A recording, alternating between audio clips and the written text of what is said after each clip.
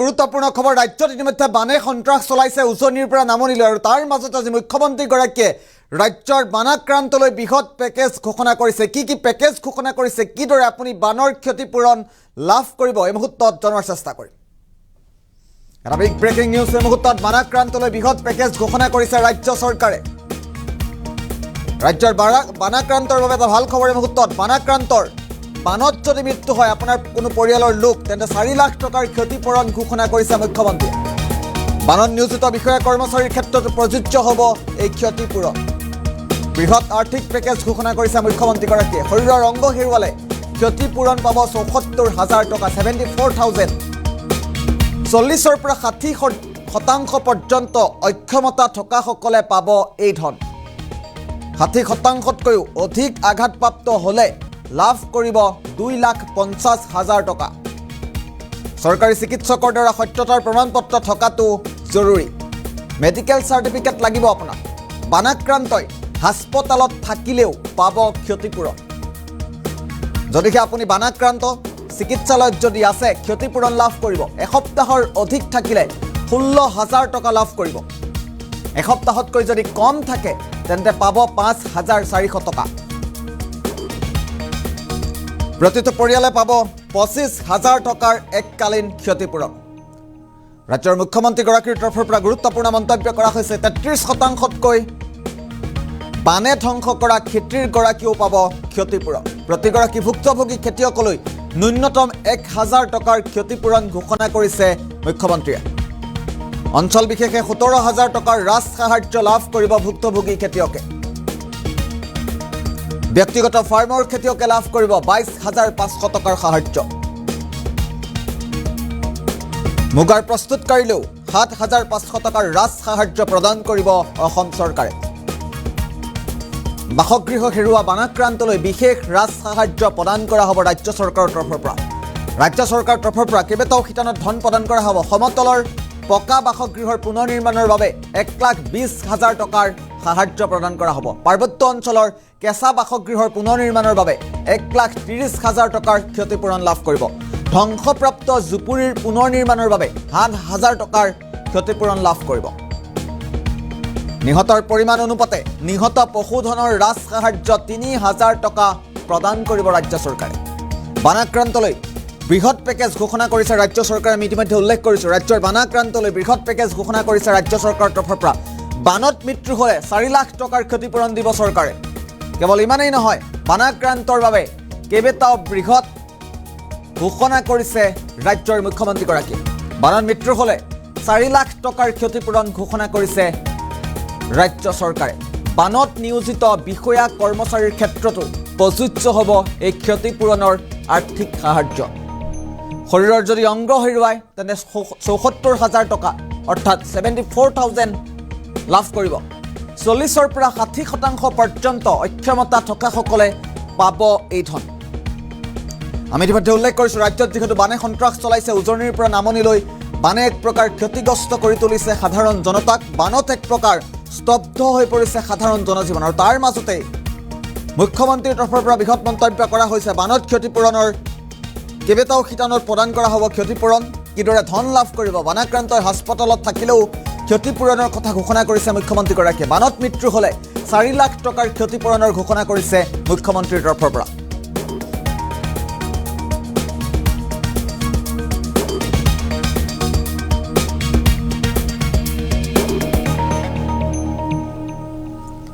এটা অত্যন্ত গুৰুত্বপূৰ্ণ খবৰ এই মুহূৰ্তত জনোৱাৰ চেষ্টা কৰিছোঁ 33%তকৈ অধিক যদি বানে ধ্বংস কৰে তেন্তে ক্ষতিপূৰণ লাভ কৰিব প্ৰতিগৰাকী ভুক্তভোগী খেতিয়কলৈ ন্যূনতম 1,000 টকাৰ ক্ষতিপূৰণ প্ৰদান কৰিব শৰীৰৰ অংগ হেৰুৱালেও লাভ কৰিব ক্ষতিপূৰণ ৭৪,000 টকাৰ ক্ষতিপূৰণ লাভ কৰিব আৰু আপুনি সেই প্ৰমাণ দিব লাগিব চৰকাৰী চিকিৎসালয়ৰ চিকিৎসকৰ পৰা প্ৰমাণপত্ৰ দাখিল কৰিব লাগিব মেডিকেল চাৰ্টিফিকেট লাগিব আপোনাক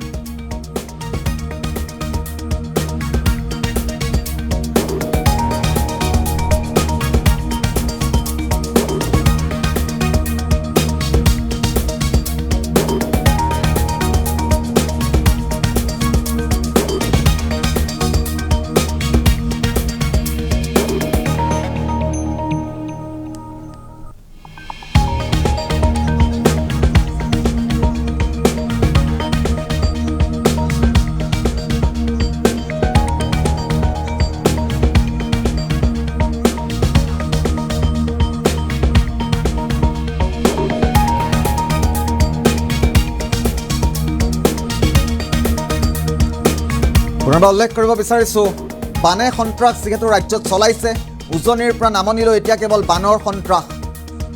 আৰু বানাক্ৰান্তৰ বাবে মুখ্যমন্ত্ৰীগৰাকীৰ তৰফৰ পৰা যে বৃহৎ মন্তব্য কৰা হৈছে, বৃহৎ ঘোষণা কৰা হৈছে, প্ৰতিটো পৰিয়ালে লাভ কৰিব বানৰ আৰ্থিক সাহায্য। ৰাজ্যৰ বিভিন্ন প্ৰান্তত এই মুহূৰ্তত বানে কিদৰে সন্ত্ৰাস চলাইছে দৃশ্যাংশ আহি পৰিছে। আমি পোনে পোনে দৃশ্যাংশ দেখুওৱাৰ চেষ্টা কৰিম, দুটাকৈ দৃশ্যাংশ একেলগে দেখুৱাম। বৰ্তমান মুহূৰ্তত ৰাজ্যৰ বিভিন্ন প্ৰান্তত কেনেধৰণৰ বানে সন্ত্ৰাস চলাইছে। মাজুলীত এক প্ৰকাৰ সন্ত্ৰাস জৰ্জৰিত পৰিৱেশৰ সৃষ্টি হৈছে। লখিমপুৰত কিছু মুহূৰ্তৰ পূৰ্বে লখিমপুৰৰ লালুক মেনেহা সংযোগী পথ বানে ছিঙি পেলাইছে। বানত মৃত্যু হ'লেই এতিয়াৰে পৰা 4 লাখ টকাৰ আৰ্থিক সাহায্য লাভ কৰিব। বানত নিয়োজিত বিষয়া কৰ্মচাৰীৰ ক্ষেত্ৰতো প্ৰযোজ্য হ'ব এই ক্ষতিপূৰণ। আমি বিভিন্ন প্ৰান্তৰ পৰা মুহূৰ্তত দৃশ্যাংশ দেখুৱাইছোঁ। শৰীৰৰ যদি অংগ হেৰুৱায় তেন্তে লাভ কৰিব 74,000 টকা, 74,000। 40ৰ পৰা 60% পৰ্যন্ত অক্ষমতা থকাসকলে লাভ কৰিব এই ধন। 60%তকৈ অধিক আঘাতপ্ৰাপ্ত হ'লে 2,50,000 টকা লাভ কৰিব। চৰকাৰী চিকিৎসকৰ দ্বাৰা সত্যতাৰ প্ৰমাণপত্ৰ থকাটো জৰুৰী।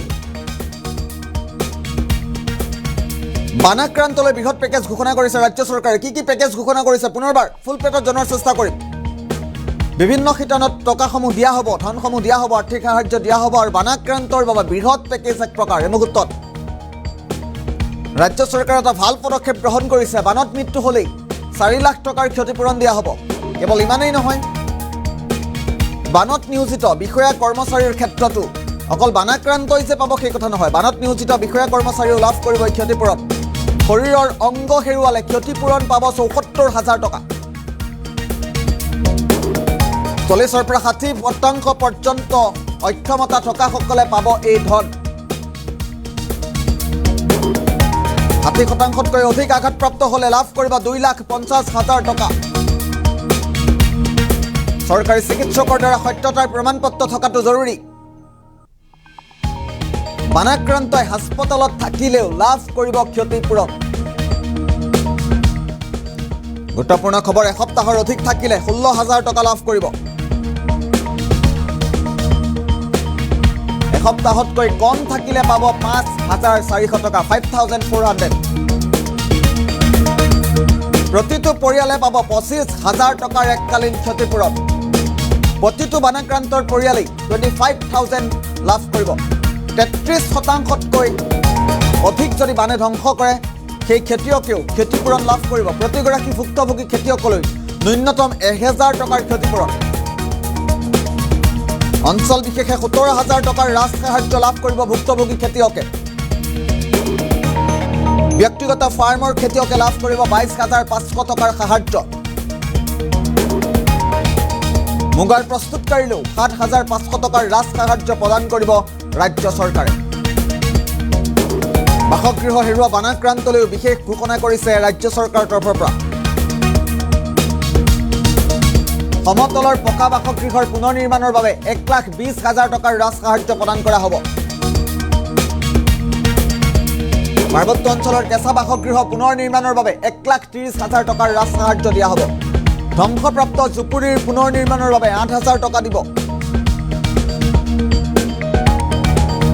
ক্ষতিৰ পৰিমাণ অনুপাতে নিহত পশুধনৰ ৰাজ সাহায্য 3,000 টকা হ'ব।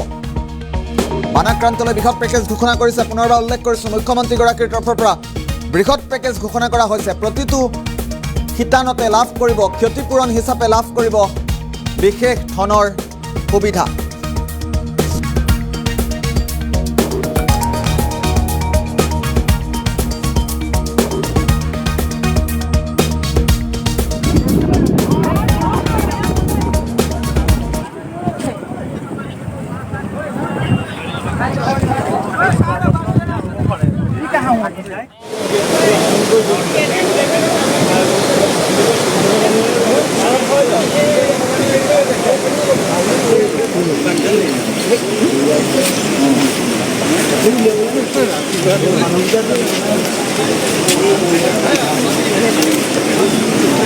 Uy.